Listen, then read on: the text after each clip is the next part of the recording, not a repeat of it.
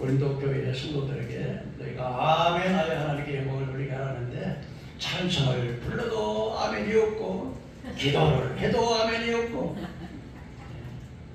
아무리 교회가 적다고 그러면 되겠어요. 여러분, 일단 100을 감당해야지.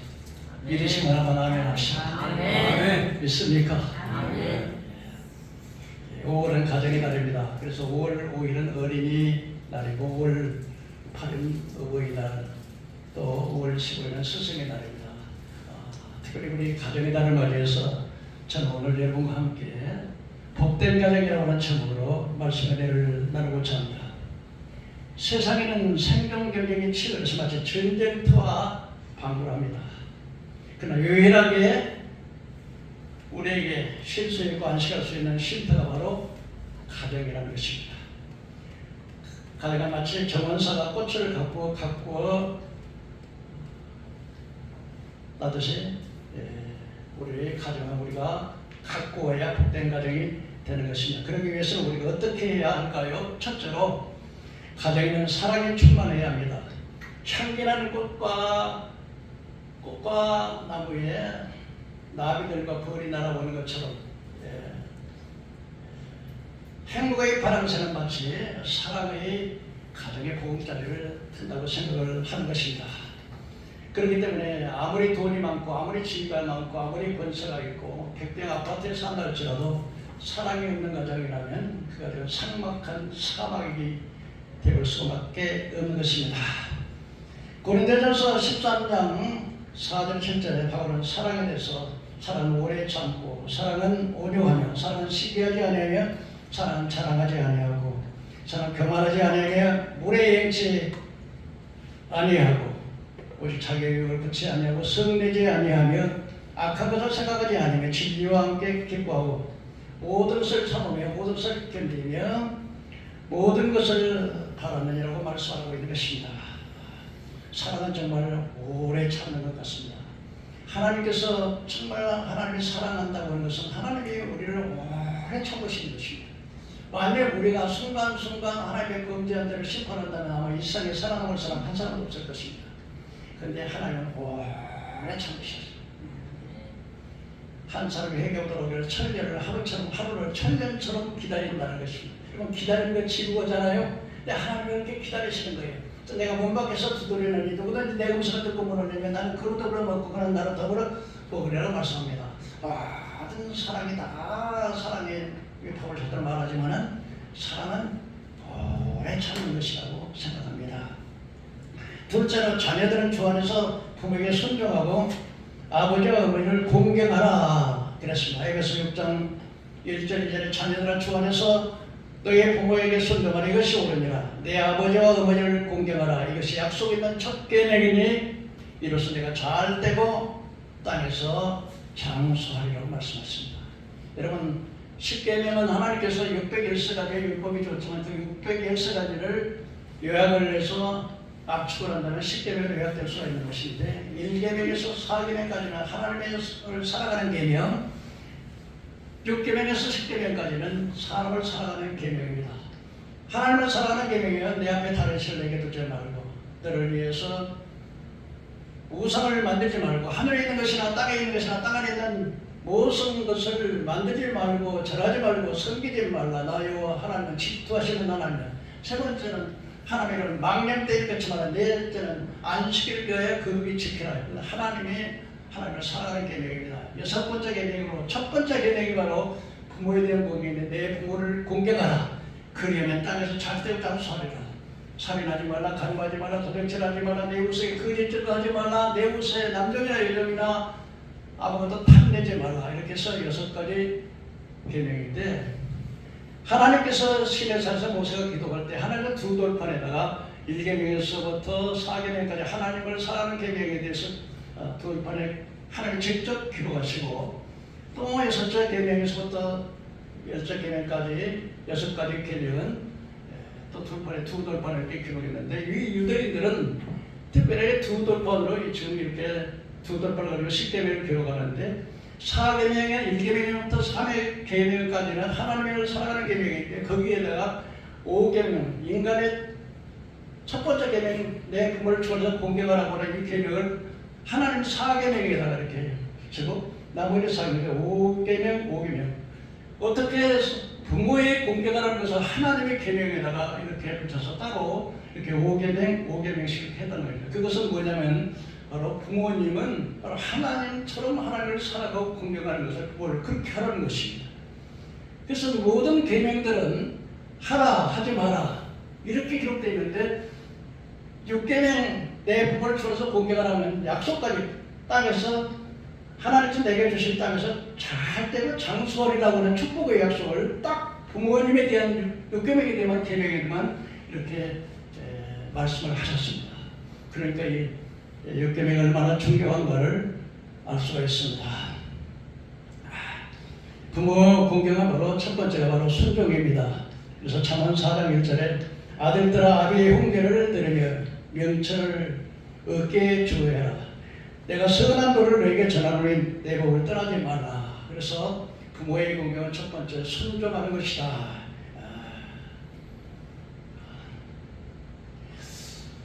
요즘 보면은 전체가 유튜브를 보면은 참 부모의 자식들이 참 친자리 마련날에 가라앉으면서 애타게 힘들게 키웠는데도 불구하고 부모를 아주 거역할 뿐만 아니라 부모의 재산을 착취하고 부모를 무자비하게 내쫓고 참으로 악한 일을 행하는 것을 많이 보면서 참 이 시대가 참 악하구나는 것을 느껴봅니다.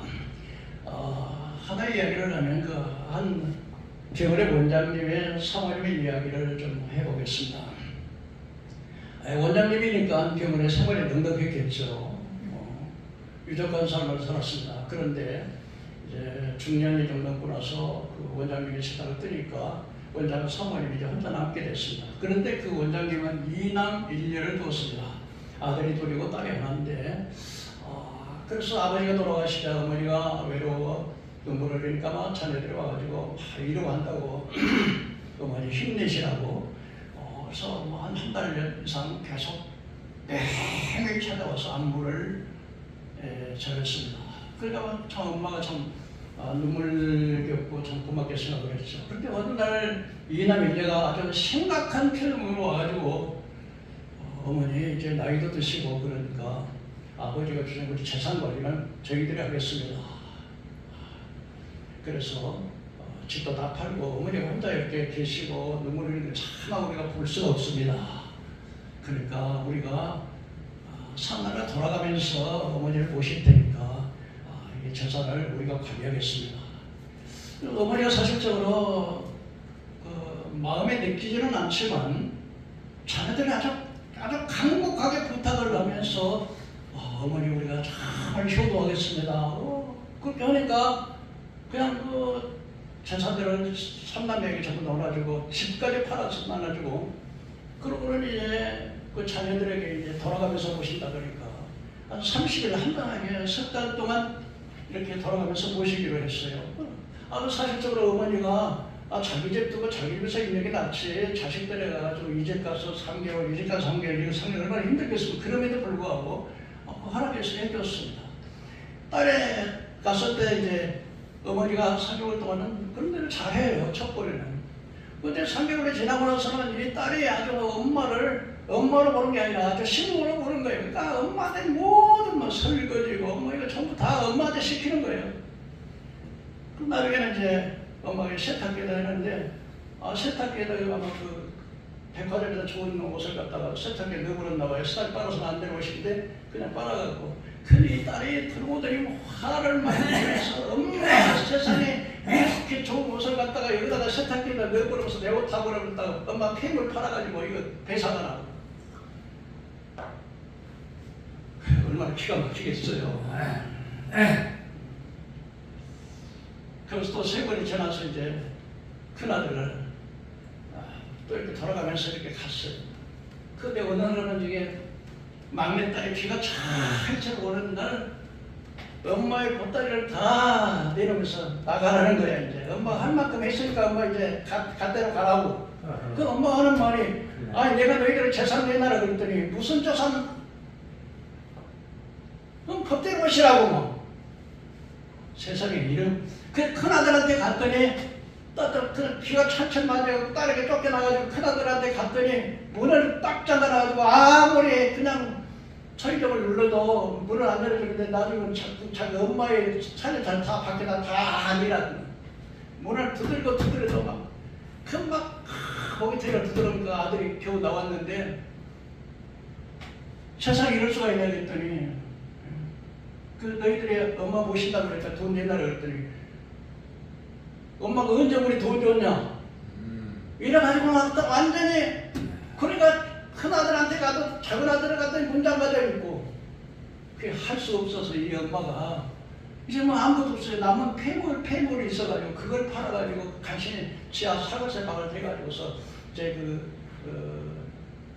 쓰레기 뭡니까 그 박스 줍고 쓰레기 줍는 그걸 그래가지고 연명을 하러 가는데 어느 날 이제 아주 부잣집에 가가지고서 이제 박스를 들고 갔더니 갑자기 검은 차가 그 집에 머무르니까 그러니까 아이고 또 이거 박스 줬는다고 나오니 또 쫓아오는가 해서 막 도망치려고 하니까 어떤 날 고급 신사가 있다고 하더니 아유 사모님 아예 사모님이 어쩐 일이냐고 그랬더니 사촌지랑 이야기를 했더니 세상에 이런 나쁜 놈들이 어디 있냐고 해서 내가 복수 좀 원수를 갚아줄 거야 했더니 사장님 그러더라고. 그랬더니 사모님 우리 사무실에 오시라.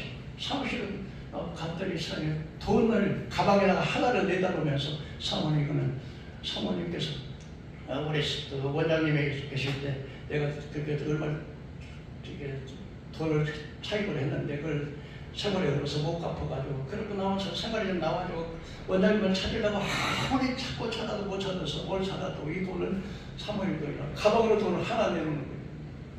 그래서 이걸 가지고 집을 사고 또 나머지 하고 그리고 그 사람 크게 성공을 해서 주식회사를 해가지고 주식을 하는데 근데 그 나머지는 그러면 또 사장님에게 주식을 나머지는 사장님에게 돈을 주식을 투자하겠다 그래가지고 그러면은 그 회장이 그러면은 이 돈을 주식을 해서 우리 주주의 이사가 되라고 주주의 이사가 된 거예요 이제. 그리고 이제 이 회장이 이제 그 아들들의 상황을 알아보는 거예요. 그러니까 삼남매가 사업을 하다가 부도가 났어. 그만 회사가 넘어가게 생긴 거예요. 회사가 넘어가게 생기니까 그래서 불러가지고 이것이 당신들 내가 당신의 회사에다가 투자를 좀 한다 그래. 그러니까 이제 회사가 넘어가게 생기는 바람에 아무도 투자 안 해주는데 투자해준다니 얼마나 좋겠어요. 막 나만 사면서 사장님 감사합니다. 회장님 감사합니다. 우리가 정말 은혜 잊지 않겠습니다. 그러는데 왔어요. 그런데 하루는 이제 얘들 엄마에게 오시라 해가지고 이제 자기 필사에게 이제 이렇게 옆방에다가 이렇게 오셨고 얘들이 이제 엄마의 재산을 다 갈아채는 그 자녀들을 와가지고 이제 투자해달라고 했더니 이제 회장이 이렇게 말하는 거예요. 아무래도 안 될 것 같다. 아니 그게 무슨 말씀이냐고 우리 회장님 분명히 내가 약속했잖냐고. 우리가 회장님 아니면 막 우리 큰일 납니다. 막 한 번만 막 우리가 정말 이렇게 투자만 해주시면 내가 정말 잘해가지고 은혜 갚겠습니다 했더니 미안하지만은 우리 주식의 이사장님이 당신들에게 돈을 투자 못하겠다고 그러더라고요. 그분이 누구냐고 우리가 직접 만나겠다고. 귀신을 불러가요. 딱 올 때 엄마가 딱 나타났거든요. 그 자녀들은 아니 엄마가 웬일이야? 왜 또 이 뜯겨가지고 이렇게 그냥 또 여기 왔냐고 빨리 나가라고 막. 그랬더니 그 회장이 뭐라고 하냐? 이분이 바로 우리 회사의 주주 이사라고. 그러니까 막 첫분 안 믿다가 막 그러니까 엄마 우리 잘못해서 한 번만 봐줘. 싹 너희들은 도와줄 가치가 없어. 그러면서 그때부터 자식과 엄마 사이에 딱 절규가 돼.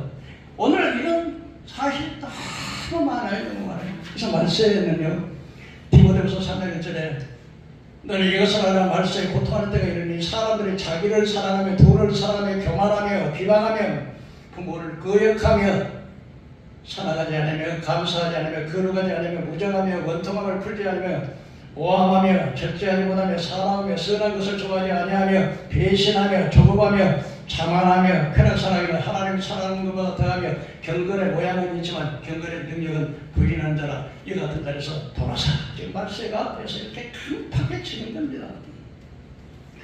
잠언 30장 7절에 잠언 아비를 조롱하고 어미 순종하기를 싫어하는 자는, 그러니까 아비를 조롱하고 어미 사랑하기를 싫어하는 자는 골짜기 독수리 새끼에게 먹힌다는 거예요. 잠언 20장 20절에 자기 아비와 어미를 저주한 자는 그 등불이 흑암 중에서 꺼짐을 당하리라고 했습니다. 신명기 21장 18절 20절에 사람이 완악하게 폐역한 아들이 있어가지고서 부모에게 순종하지 않고 거역하고 술을 먹고 빽빽하게 버리면 그 아들을 이제는 공에 장로 중에 데리고 가가지고 이놈은 폐역한 아들이라 술 취하고 아주 일도 안 하고 방탕한 아들이다. 그러면 백성들이 전부 돌을 들어서 그 아들을 쳐 죽이라고 했어요. 여러분, 왜 하나님께서 이처럼 부모에게 불효한 자식들에 대해서 이렇게 엄격하게 이렇게 말씀하실까요? 그것은요, 여러분, 하나님께서는 마태복음 7장에 너희 중에 아들이 떡을 따르면 돌을 주며 생선을 따르면 배울 아비가 있겠느냐. 악할지라도 자식에게는 좋은 것을 줄 알면 하물며 너희 하늘에서 너희 아버지께서 너에게 좋은 것을 주지 않겠냐고 하셨습니다. 왜냐하면 내리사랑인 거예요. 하나님께서는요, 우리에게 내리사랑을 주었어요. 그래서 어떤 악한 사람이라도 자기 자식은 사랑할 줄 안다는 거예요. 그래서 눈물을 흘리면서 자녀를 키우는데 그것을 배신하는 것은 아주 하나님의 크게 죄를 다루고 있다는 거예요. 그래서 인간에게는 여러분, 엄마의 그 가슴에다가 가장 예민한 시경을 예민하게 하신 것은 엄마가 얘의 젖을 먹일 때 그것이 싫어하지 않도록 사랑스럽도록 거기다 가장 시경을 예민하게 해놓은 것이 그 내리사랑의 하나님이에요. 뿐만 아니라 이 세상에 소유할 때 내 혼자 태어나는 것이 아니라 나의 존재의 근원이 누굽니까? 아버지가 어머니잖아요. 내 존재. 그리고 그 많고 많은 사람 중에 나에게 맡겼다는 거예요. 하나님께서. 그러므로 부모는 자식에 대한 책임을 다해야 되겠지만 자식은 또한 그 은혜를 잊어버리면 안 된다 하는 것입니다. 여러분, 자식들은 자식을 낳아봐야 부모의 심리를 그때 안다는 거예요. 그러니까 아들을 낳아보지 마도 자녀를 낳아보지 못하면 엄마의 사랑과 엄마의 그 진짜 모르고 내가 자식을 낳아볼 때 그때 비로소 부모의 마음을 안다는 거예요. 동감이 가요, 여러분? 네. 세상에서 가장 중요한 것이 있답니다. 세상에서 가장 중요한 곱게 단장한 얼굴이 아니고 언제나 인자하게 자기를 바라보시면서 사랑하는 그 어머니의 모습, 그게 가장 아름다운 소중한 것이랍니다. 세상에서 가장 값진 것이 무엇입니까? 나눌 줄 알고 베풀 줄 아는 넉넉한 마음이라고 합니다. 세상에서 가장 예쁜 손은 뭡니까? 매니큐어를 길게 바르고서 예쁘게 단장한 손이 아니라 나를 위하여 헌신하여 거칠어진 어머니의 손이 가장 아름다운 손이라고 했습니다. 세상에서 가장 소중한 것이 무엇이냐? 검소한 것을 알 줄 아는, 적은 것이라도 소중히 여길 줄 아는 검소한 마음이라. 세상에서 가장 소중한 것은 사랑입니다. 부모 자식 간의 사랑, 부부 간의 사랑, 연인들의 사랑, 사랑이 없는 곳에는 행복이 없기 때문입니다. 세상에서 가장 아름다운 소리는 당신을 사랑합니다. 한번 따라해봅시다. 당신을 사랑합니다. 사랑합니다. 나는 당신이 있어서 행복합니다. 세상에서 가장 소중한 것은 마음입니다. 언제나 긍정적인 마음으로 살아가는 마음에 평안과 안식이 있습니다. 세상에서 가장 소중한 것은 진실이라는 것입니다. 진실한 말 한마디 믿음과 행복을 줄 수 있다면 마음의 문을 열어서 진실한 목소리로 행복을 주고 싶습니다. 어느 분이 말씀하셨는지 너무나 참 좋은 말이어서 제가 이렇게 소개를 합니다.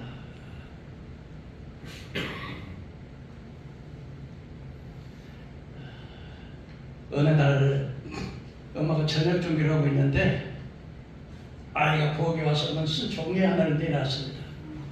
그래서 설거지를 하다가 손을 닦고 그 아이 종이를 받아서 보니까 이렇게 쓰여 있었습니다. 잔디 깎은 대가로 $5. 이번 주 내 침대 정리한 것 값 $1. 가게 심부름 값 50센트. 엄마가 가게 간 기간에 동생 돌봐준 값 50센트. 쓰레기 버린 일 $1. 좋은 성적표 받아온 값 $5. 마당을 쓸어버린 값 $2. 총 청구 금액 $14.75. 우리나라 돈으로 한 21,000원 정도 됩니다. 이 종이 쪽지를 받아들고 엄마의 마음가짐 생각까지 나갔어요.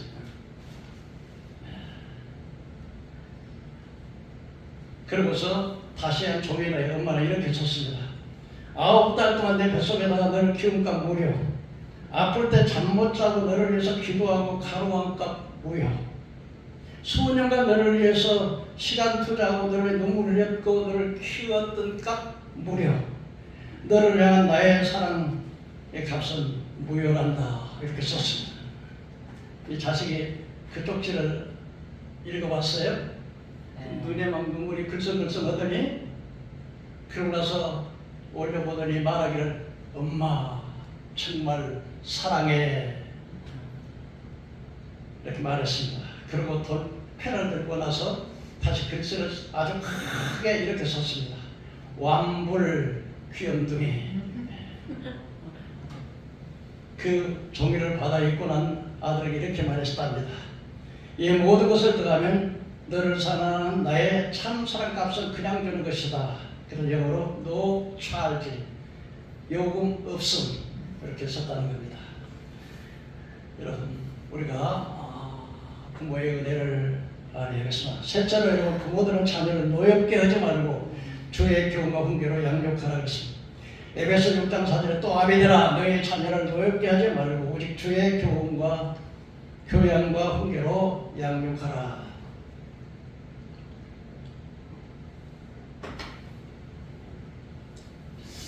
오늘은 부모님들은 아마 세상 교육에 대해서 목숨을 거는 것 같아요. 그런데 막상 그보다 더 중요한 것 신앙의 교육. 교회 안 가는 건 별로 관심 없어. 그러나 학원하면 빠지고 난리가 나요. 근데 여러분 어떤 게 더 중요할까요? 여러분 오늘날 서울대 나온 사람들 보면은 검사 되고 판사 되고 국회의원 되고 장관 되고 다 출세해요. 그런데 그 사람들 가만히 보면은 자꾸 일반 사람보다 몇 배나 더 악하게 죄를 짓더라고요. 그러면 세상에서 출세하고 성공하고 많은 돈을 가지고 권세를 누렸다 하더라도 마지막 정착역에서 그 영원히 지옥 가서 구원받지 못한다면 그보다 더 불행한 일이 어디 있겠어요. 그러니까 가장 중요한 게 뭐예요? 바로 그래서 여러분 세상에 자녀들에게 돈만 물려준 사람들은 막 부모가 돌아가시기도 전에 막 그냥 재산 싸움이라고 박이 터지고 막 원수 맺고 막 그래요. 그러나 믿음으로 비록 부모가 자식이 많은 돈을 물려주지 못한다 할지라도 그 신앙을 물려주는 그 자녀는 서로 안고 서로 눈물을 흘리고 화목하고 그러더라고요. 그래서 신명기 6장 4절에 보니까 이스라엘 들으라 이스라엘아 들으라 한번 따라해봅시다. 이스라엘아 들으라. 이 들으라는 말을 히브리 말로 쇠마라 그래요. 그런데 이게 뭘 들으라는 마음을 다하고 힘을 다하고 뜻을 다해서 주 너의 하나님을 사랑하는 거예요. 이 말이 얼마나 중요한지 앉았을 때든지 저녁에 누울 때든지 길을 행할 때든지 밥을 먹을 때든지 어디든지 가는데 이 말을 자녀들에게 강론하고 그것을 손막에 메워서 여기다 달고 목걸이 달고 문짝에다 써붙여라. 뭐예요? 부모 사랑하는 이 율법을 철저하게. 그래서 유대인의 민족들은 이 주체의식이 참 강합니다. 그래서 자기들은 어느 세계 어느 나라에 가더라도 자기는 유대인이라고 하는 이 주체의식을 절대로 버리지 않습니다. 우리는 유대인. 그래서 자부심을 가지고 하나님께서 만 백성 가운데 이 백성 나라를 유대인을 하나님의 백성으로 선택했다 하는 그 자부심을 가지고 살아갑니다. 유대인의 가정교육법 그 13가지 완성하는 자녀교육이라는 홍익회가 조근혜 씨가 쓴 책을 보니까 그 목차가 이렇게 돼 있어요. 카테고리의 확장의 배경, 책에서 말하는 유대인의 교육 방법, 배움의 이유 알기, 말씀 암송 교육, 밥상머리 교육, 베개머리 교육, 하브로 학습법, 독서 이렇게 되어 있는데 이 유대인들은 쉽게는 하나님을 사랑하는 법 철저하게 했는데 출애굽기 20장 8절 안식일을 기억하여 거룩히 지키라고 하는 이 말에서 안식일을 거룩히 지키기 위해서 금지한 법이 자그마치 39개가 된다는 것입니다. 그래서 책에서 말하는 유대인의 교육법을 좀 말해보면 처음에 왜 우리가 배워야 하는가? 이 유대인들은요 원래 세계에서 2000년 동안 하나님 없이 흩어져가지고 고난당하기 때문에 정규 교육을 받지를 못했어요. 그러니까 유대인들은 가장 중요한 교육이 바로 가정에서 교육하는 게 교육이에요. 근데 그 교육들도 제일 중요한 교육이 바로 토라라고 율법에 대한 하나님의 말씀을 철저히 가르치는데, 그리고 그들이 교육을 배워야 하는 이유는 바로 개인적인 온전한 독립적인 인격체로 만드는 것이랍니다. 왜 사람이 배워야 할까요? 바로 티kkun 오람. 그래서 그들은 이렇게 생각합니다. 하나님이 천지를 창조했고 그 창조를 완전하게 만드는 것이 유대인들의 책임이다. 이렇게 생각한다는 겁니다. 그렇기 때문에 이 세상의 진리를 탐구하는 배움을 최고의 가치로 여기는 것 또한 사람들이 유대인들인데, 이 사람들은 전승을 어떤 상황에서도 신앙을 자녀들에게 전수시키는 것이 원동력이라는 것입니다. 율법을 강조하는 핵심의 가치가 뭐냐면 정의와 평등입니다. 따라해볼까요? 정의와 평등. 정의와 평등. 정의라고 하는 것은 뭐냐면 가난한 과와 과거의 가난한 사람을 돌보는 것이고, 평등이라는 것은 하나님 외에 누구도 지배하면 안 되는 거예요. 다 자유를 가지고 있다는 것입니다. 그래서 어떤 사람도 어떤 사람에게 자유가 구속받아서는 안 된다는 겁니다. 직장에서 물론 직책 가운데 사장도 있고 회장도 있고 총무도 있고 있지만, 그것은 어떤 사람을 지배하기 위한 것이 아니라 작업을 효율적으로 하기 위해서 그 직책이 있는 것이지 누구도 종속적으로 그걸 매이지 못한다는 거예요. 그래서 유대인들은 자녀들에게 자기 소유물로 생각하지 않고 항상 자녀들을 독립적인 그 인격자로 이렇게 생각을 한다는 것입니다. 그리고 이 유대인들은 돌 때부터, 돌이 한 살이면 돌이라 그래요. 돌이 한 살 때부터 신앙을 가르쳐요. A를 가르치고, 그러니까 4살 때, 만 4살이 되면은 율법을, 토라를 엄마는 의무적으로 하루에 3시간씩 율법을 가르친다는 거예요. 하루에 몇 시간씩? 3시간. 뭘 가르쳐요? 율법을. 그리고 이것은 암송을 시킨다는 거예요. 율법을 완전히. 그러니까 여러분 창세기, 출애굽기, 레위기, 신명기 이걸 완전히 암송하는 거야. 암송이 뭔지 아시요? 예. 완전히 외우는 거예요. 그 암송이 바로 참회성을 길러준다는 것입니다. 근데 그들 가운데서 이렇게 만 4시가 되면 하루에 3시간씩 이렇게 암송을 하는데, 이건 어떤 내용을 기억한다는 것보다도 암송을 잡게 하면 이 참회성이 생긴다는 겁니다. 밥상머리 교육이라고 하는 게, 유대인들은 밥상머리에서 교육을 하는데, 밥상머리에서 절대 책망을 하거나 이런 하지 않고, 아버지는 아내에게 한 일에 더 감사하고 아이들을 축복하고, 어머니는 자녀들이 그 잘한 것을 칭찬하고 격려하고, 그래서 최선을 다해서 칭찬을 하는 게 밥상머리 교육이랍니다.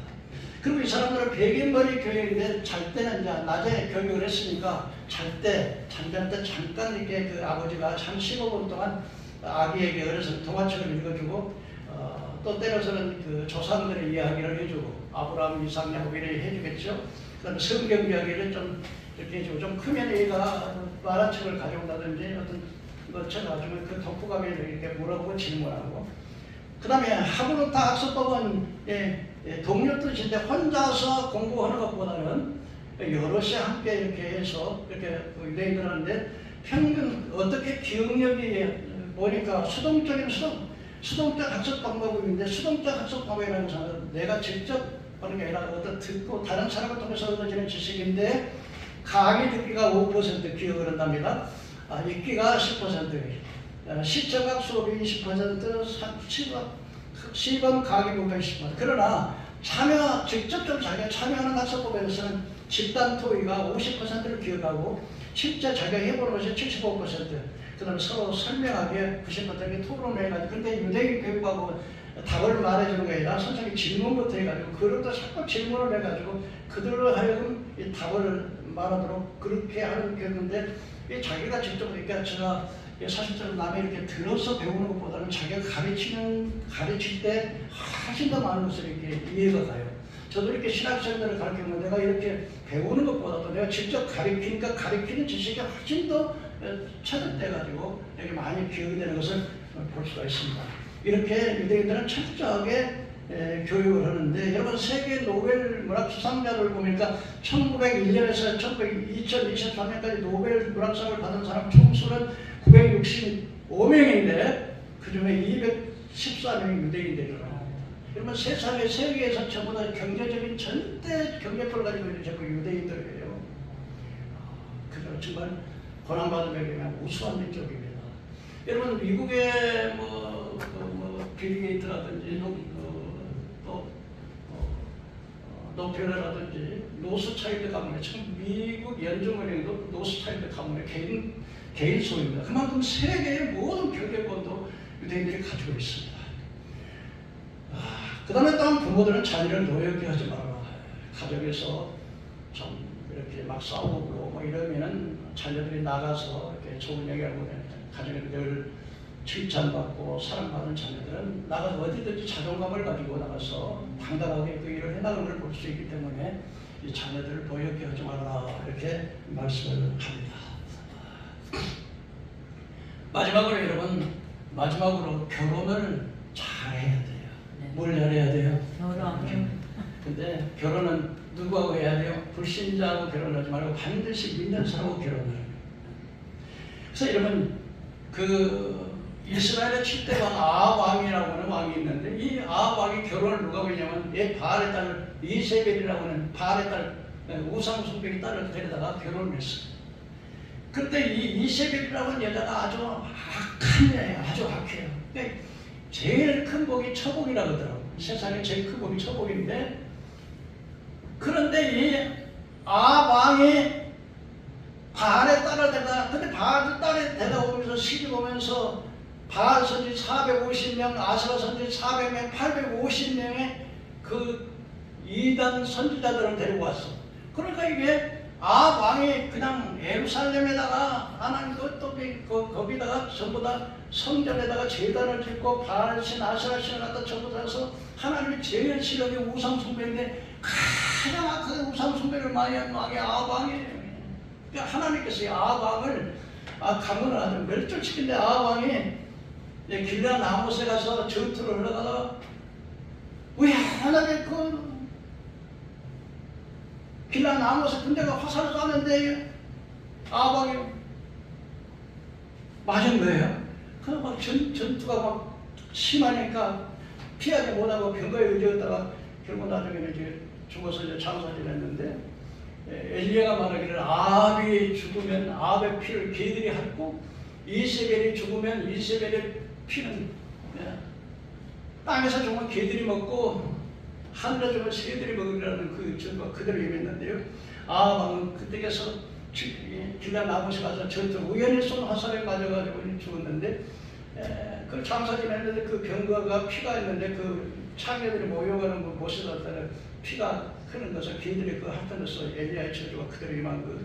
그다음 이세벨이 이스라엘의 그 에후라고 하는 사람이 가가지고서 아합의 집안을 하나님께서 에후를 통해서 멸망시키게 하는데, 그런데 그 아합의 부인 이세벨이가 눈을 그리고 화장을 하고 있었어요. 그러니까 에후가 오니까 야, 이 주인을 죽인 놈아 그랬더니 그 중에서 이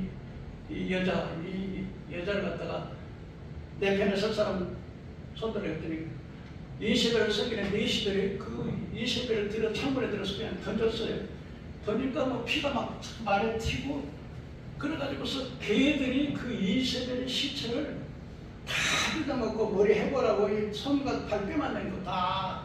그래서 엘리야가 말한 내용 그대로 그렇게 아합의 가문이 돼. 그런데 이런 가문이다. 여호사밧 남유다 여호사밧 왕은 아주 그냥 좋은 왕이었어요. 우상을 버리고 정말 신실하게 하나님을 섬겼던 왕인데 이 아합이 자기 아들을 갖다가 아합의 딸 이세벨의 딸을 데려다가 자기 아들 여호람에게 결혼을 시킨 거야. 그랬더니 이 아다냐라고 하는 이 여자가 아합의 딸이 아주 악해요. 그래가지고 여호람이라고 하는 자기 형제를 다 죽여요. 5, 6명 자기 왕권을 강화하기 위해서. 그리고 여호람의 아들이 이제 그리고 여호람의 그 형제들은 또 전부 다 여호람의 자기 형제들을 다 죽이고 그리고 그 아하시아라고 여호람의 아들 그 아하시아라고 하는 왕이 있는데 그 아하시아 왕들의 그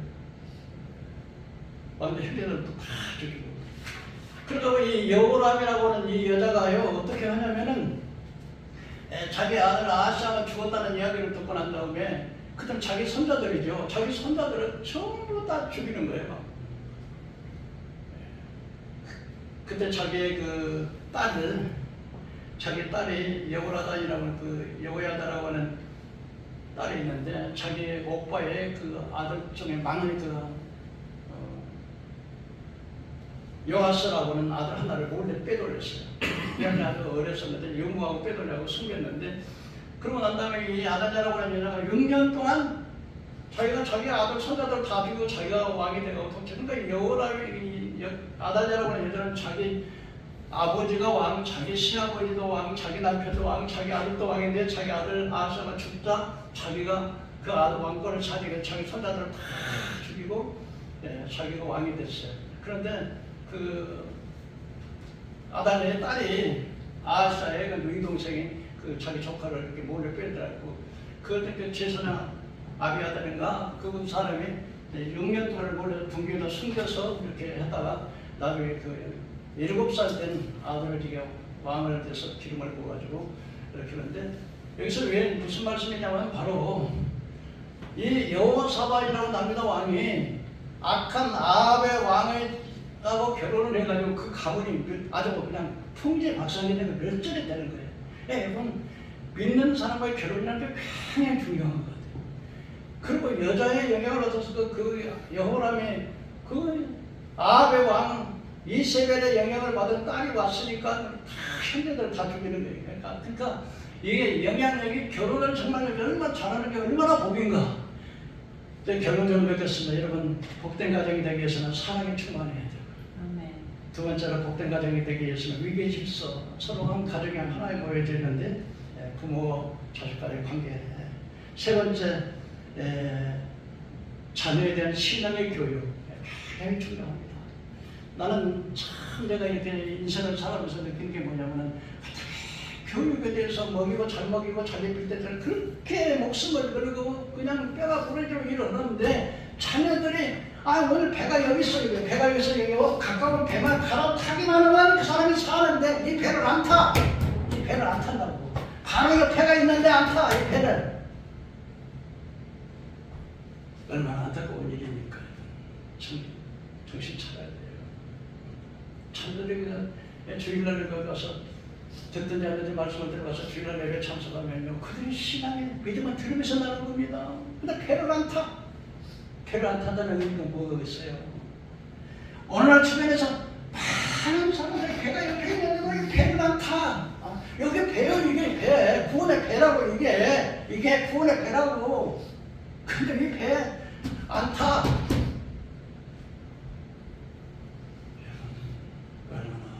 그러니까 참 우리가 안타까운 것은 우리 어머니가요 8남매를 낳았어. 낳기만 하고 죽어라 하고 그 자식들을 위해서 희생 다 했어. 그냥 온갖 세상에 욕을 다 먹고 다 희생했는데 그 자녀들을 위해서 기도한 걸 못 봤어. 정말 우리 어머니 좀 안타깝지만 기도한 걸 못 봤어. 그러니까 이제 큰아들이 대신했으니까 이제 큰아들의 형제들을 다 해서 내가 기도하는 거야. 하나님 우리 어머니가 자식들은 많이 낳았는데 신앙으로 왜 교회 가는 걸 교회 못 가는 걸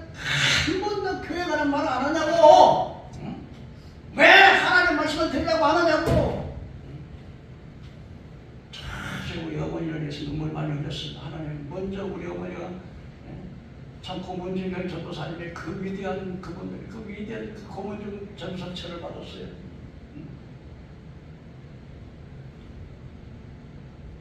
그런데 자식들에게 신앙을 물려주지 못해.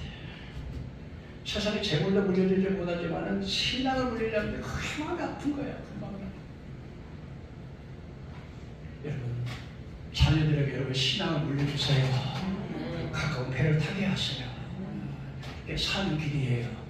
세상에다 잘 먹고 잘 입을 거 그냥 아버지로서 편하게 여러분 자녀들에게 놀아주는 거 굉장히 중요합니다. 같이 식사하는 거 굉장히 중요합니다. 그보다 더 중요한 건 자녀에서 기도해야 됩니다. 교회 가라고 해야 됩니다. 말씀 들으라고 해야 됩니다.